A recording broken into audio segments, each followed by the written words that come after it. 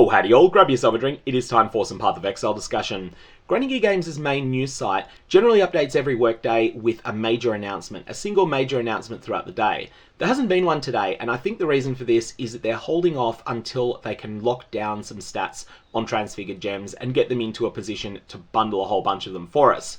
But there's been a bunch of other little things that we need to go through as well, so I wanted to do that in one video, then come back with the transfigured gems after I've had a bit of time to think about them, and that will be a second video today. So the first teaser today is what is likely to be a chase charm. This is one of the things that is only for the Affliction League, and this is an extremely strong charm with magic utility flasks applied to you have 15% increased effect. I see no reason that you can't use 3 of these, and that's going to result in you having a staggering amount of bonus flask effect.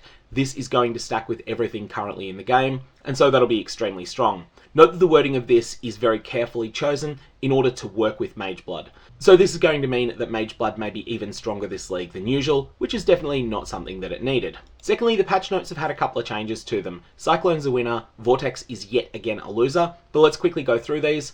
Firstly, there is a typo correction on the introduction of the Divine font changes. So that's been changed to clarify that it applies to all of the labyrinths, not just the Eternal Labyrinth. Eternal Labyrinth is Grinding Gear Games' name for what we generally call Uber Lab, the level 75 version of the lab, but these changes apply to the level 33, 55, 68, 75, and level 83 versions of the labyrinth.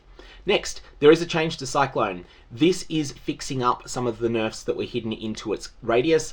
Instead of having a base radius of 1.1 meters or 11 units, it is now going to have a base radius of 1.6 meters. I think this puts Cyclone in a position where it's roughly the same power as it was last league, but I really need to just see the gems against each other so that I can confirm that is indeed the case.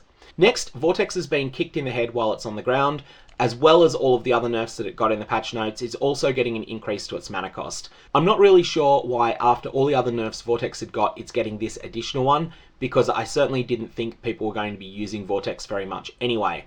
And the last thing in the patch note update so far is that Ethereal Knives is no longer going to have any of the Lingering Blade synergies. I'm assuming that those are being moved to one of the transfigured versions of Ethereal Knives. Now finally, because it's been a quiet news day so far, I wanted to address the question of crafting Simplex Amulets that's come up a lot. So the first thing I wanted to mention is that I, like a lot of other people, initially thought the best way to craft these was going to be using Alteration Orbs. Turns out that that is wrong. What happens if you apply an Alteration Orb to a magic Simplex Amulet in the current game is that the cap on prefixes is actually 0, the cap on suffixes is actually 0, and so applying an Alteration Orb will just annul off all of the mods that are on a magic Simplex Amulet now. I expect this behavior to continue in patch 3.23, even with a slightly changed implicit on the Simplex Amulet. So you could craft these things using essences and just spamming essences until you get a second mod on them that you're happy with, and then maybe doing an RNG Ashling. However, there's a crafting tool that I think a lot of people have forgotten existed. This is the Tangled Fossil. The Tangled Fossil was overhauled in patch 3.16, and I think it might just be perfect for crafting Simplex Amulets. Tangled Fossils give you an extremely cohesive item where all of the mods do pretty much the same thing, but they have a couple of weaknesses when they're used on normal 6 mod items, and the main one being that most times you use Tangled Fossils, you only get 4 mods, and you often end up with a mismatch of tiers. The way Tangled Fossils work is that when you fill up a full resonator, and here I'm going to generally recommend that you use a Sanctified Fossil and a Tangled Fossil in a 2-socket resonator, then that's going to seal up that resonator, and then the Tangled Fossil stats will be revealed. It will choose 2 modifier tags from the following list: Ailment, Aura, Attribute, Attack, Caster, Chaos, Cold, Critical, Curse, Damage, Defense, Elemental, Fire, Gem, Life, Lightning, Mana, Minion, Physical, Speed, and Resistance. It cannot choose one of these tags if that tag is modified by another fossil that is in the same resonator. For example, if you're using a Scorch Fossil, which modifies both Fire and Cold, then Fire and Cold are removed from the list of eligible choices for your Tangled Fossil. One of these 2 chosen mods is banned from rolling on the item. The other one is made very, very much more likely to roll. This is not a small bias, this is an extremely strong bias, and that's the strength of Tangled Fossils. They help you roll really cohesive sets of mods on an item, and this may be very, very, very interesting to use in conjunction with Simplex Amulets, especially potentially Simplex Amulets that have influence types on them. Now, one thing to note here is that if you're displeased with the results of the Tangled Fossil, you can't recover the Tangled Fossil out of the Resonator, but there's nothing that's forcing you from using that particular Resonator on a Simplex Amulet.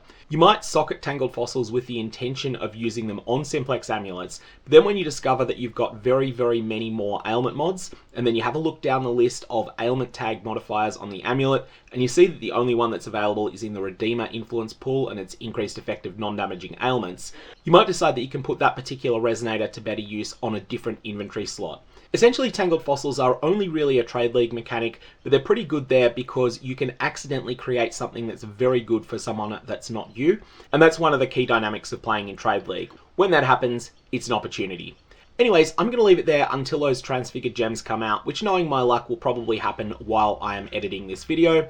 And then several hours down the line, I will either do a stream or another video discussing those, assuming that it is transfigured gems that we do get. If we get something else today and it's a minor piece of news, I'll just carry it over to tomorrow's video.